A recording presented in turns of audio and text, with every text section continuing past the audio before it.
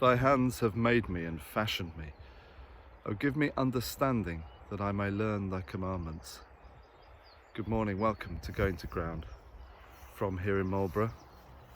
As I opened up my prayer book today, a tiny money spider was scanning the word of the Lord in his little haphazard way, like a miniature reader. So I decided to follow the words that he was tracing, and made for an interestingly random selection, and made me wonder whether he had any clue. Of course he doesn't, so far as I know, what he was scuttling upon. But then do I?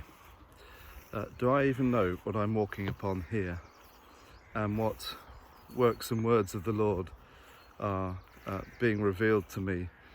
And as I learn a little tiny bit more about the natural world, I realise how there are worlds within worlds beneath my feet. Here in these grasses this morning, as I walk through, clouds of butterflies rise up around me, and I realise I know so little about this particular bit of ecology. And every level that you go to,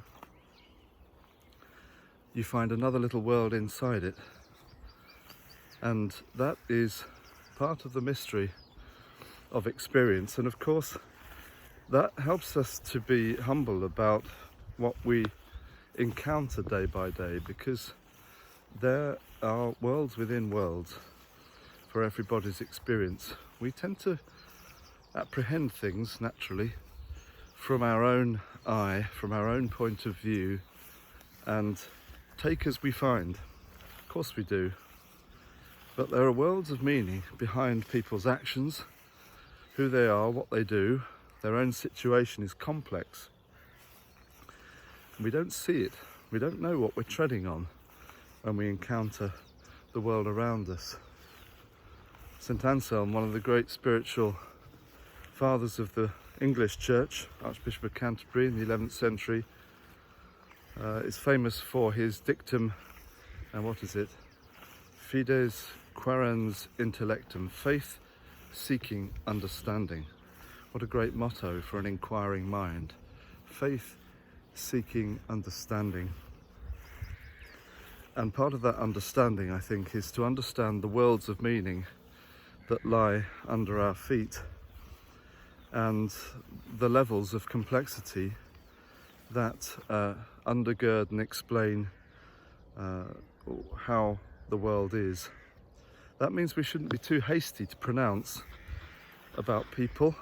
We shouldn't rush to judgment, Scripture says. We shouldn't be hasty to assume, presume why certain things are happening, or why people are the way they are.